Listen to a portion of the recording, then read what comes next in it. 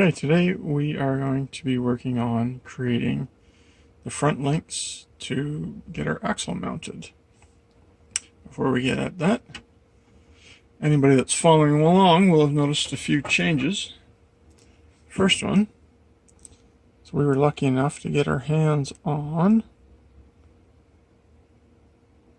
these super shafty wheels and Pitbull PBX ATs that are pretty much brand new.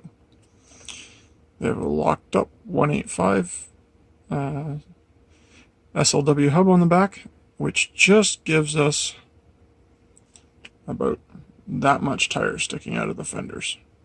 So it really fits nice. The other thing for this mock-up in the initial run-in is just a set of kit Icon aluminum bodied shocks out of the SCX-10-2, and brand new, never run, got a really good deal on them, so in they go. At some point, a customer may want to switch over to an 80mm shock versus these 90s, just to lower it a little bit. At the moment, the skid sits about 3/8 of an inch above the lower link mount, meaning that there's a bit of a curve in there. Customer really wanted a flat bottom.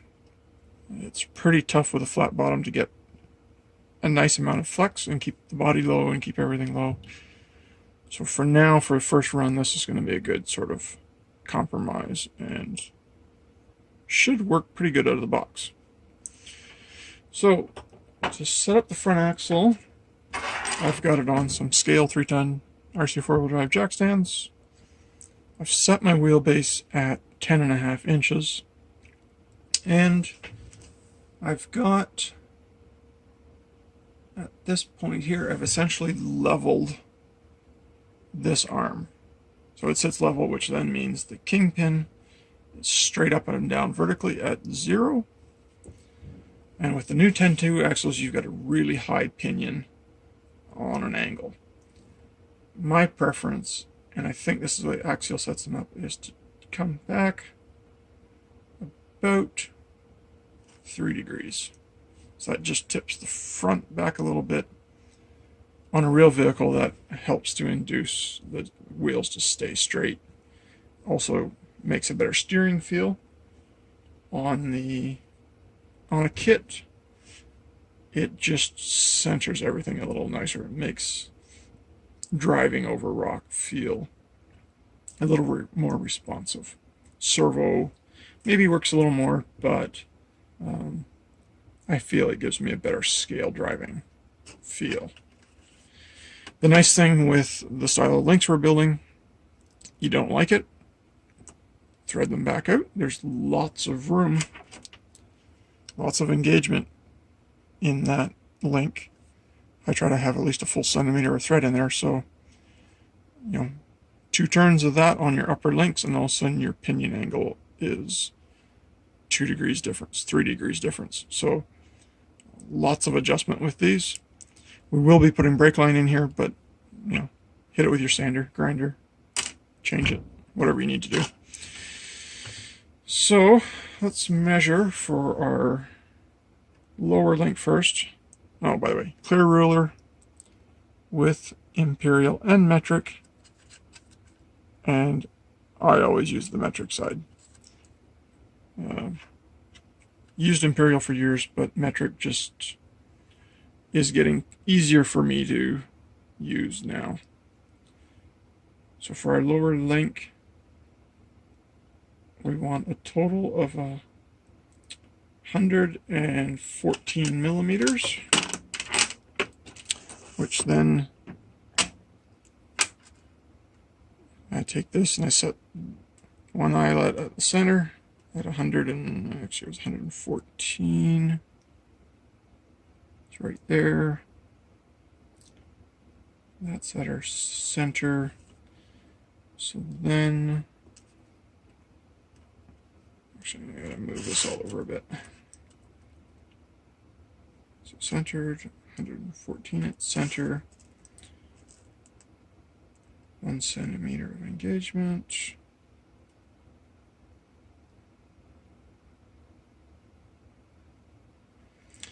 So we want to cut 85 millimeters of threaded rod. So we'll cut 2 of those for the lower, and then our upper should be really close to being the same.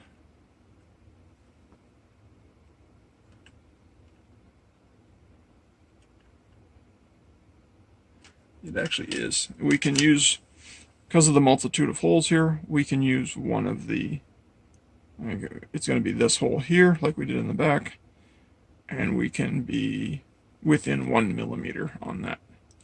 So we'll pause here. I'll go get the threaded rod cut, and then we'll come back. Okay, so we're back.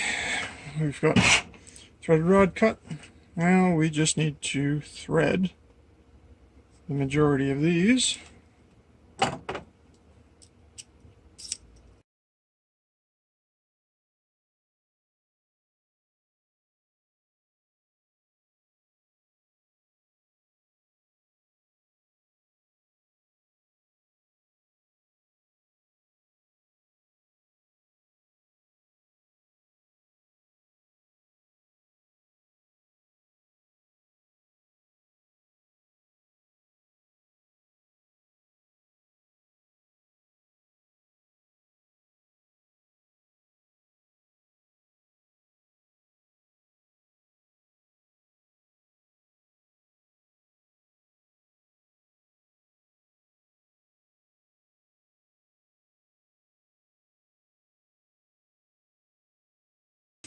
Okay, we're back. I had to go find my ruler. So that one's too small. So is that one. Is that one. So is that one. So got a little overzealous winding these up. So back them off. Let's start with that many turns. So that's 110.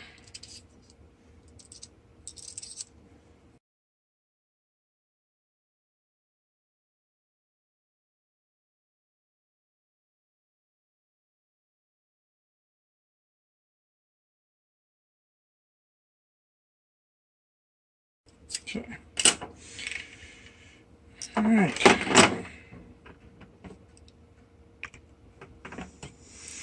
All right, let's get the links on the axle here. Let's get our lowers on first. So this is the right one.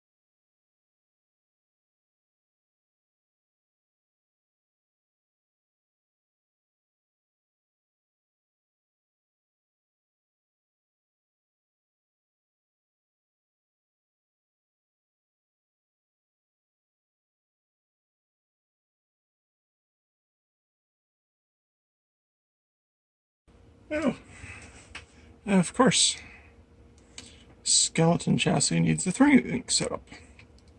So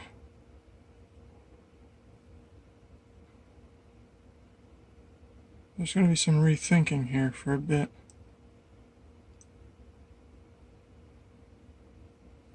Alright, I'm going to pause for a second.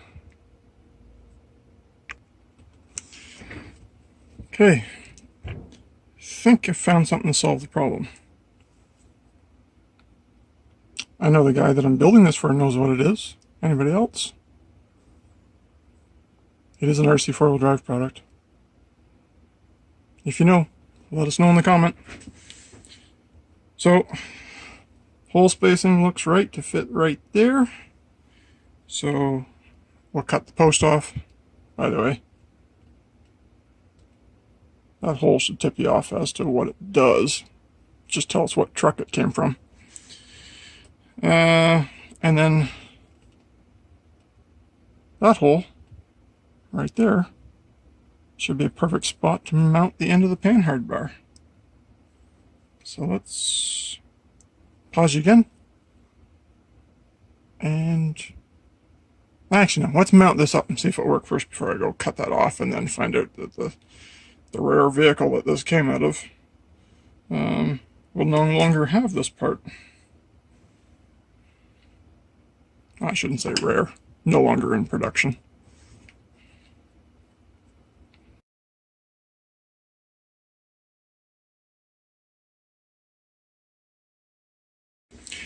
Seems like somebody at GCM had just spaced this perfectly to fit. Very odd. Anyways.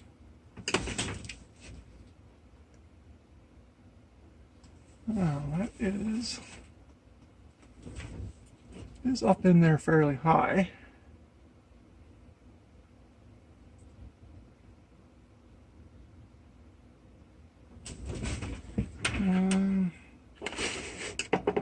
We've now got to figure out that spacing. So let's get this axle bolted, or this link bolted down.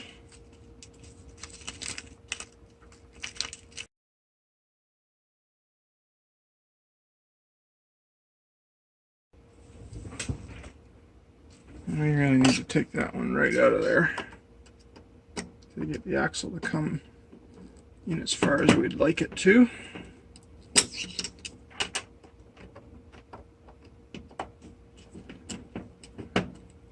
And hopefully with a little modification we can use that link as the panhard.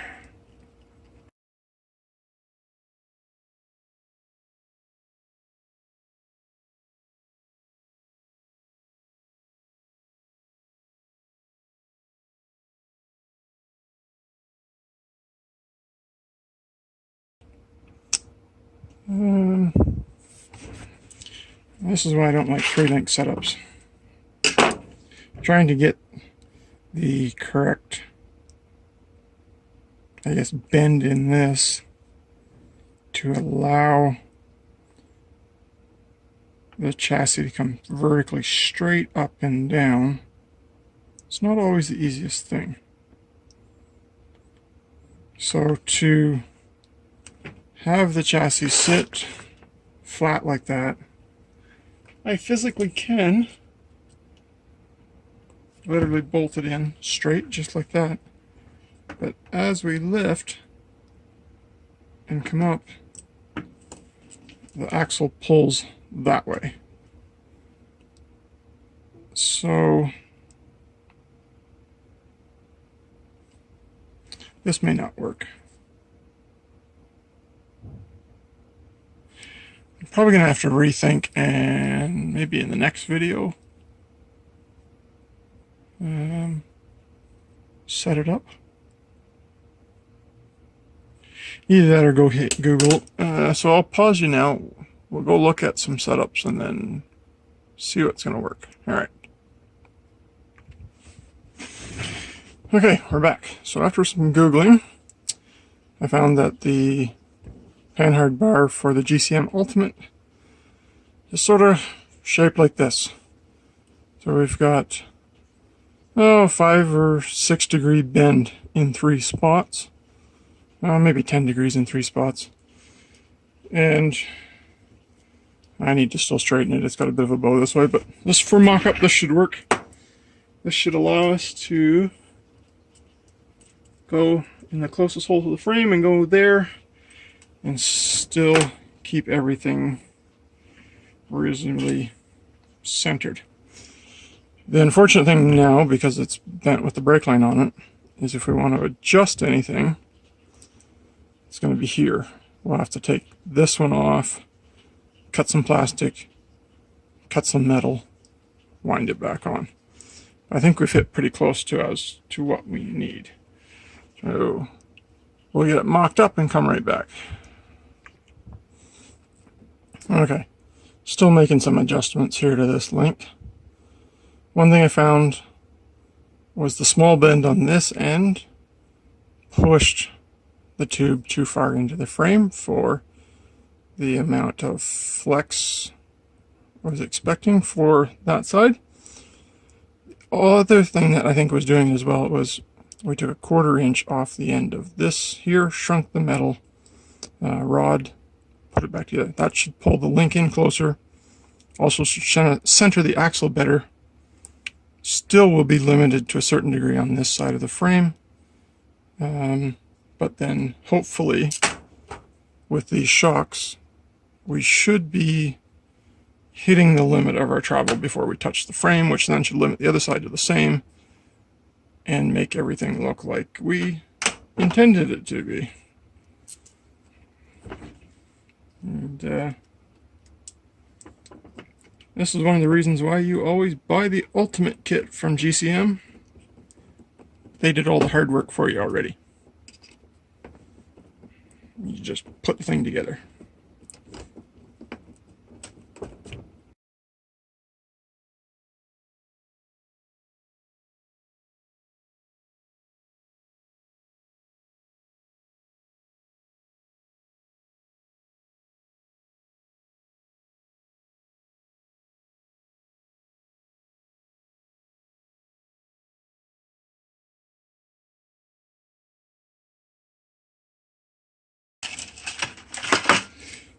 By the way, in one of the earlier videos, I said, you know, hold these aside, these offset balls out of some of the Traxxas Jado ends. They make perfect shock spacers. Now, so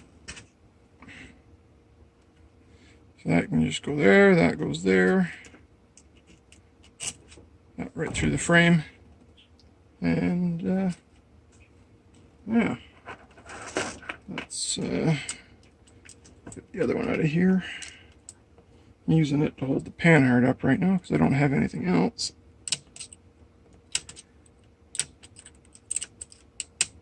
We'll have to go digging through the bins in a few minutes, see if we can find something.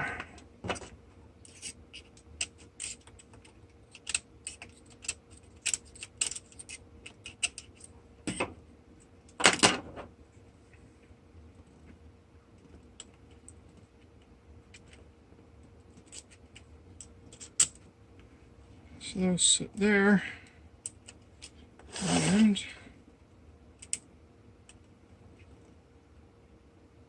once tightened down, that center that axle up with the panhard really nicely. So I think that's going to do it. We've gone on long enough here now. We're going to do some modding off camera, get everything final bolted up, and then we'll start into our next video. For those that watched this long, the mount that I used in there for the panhard mount is rear body mount for a trail stomper from RC 4-wheel drive. Thanks for watching. Have a good day.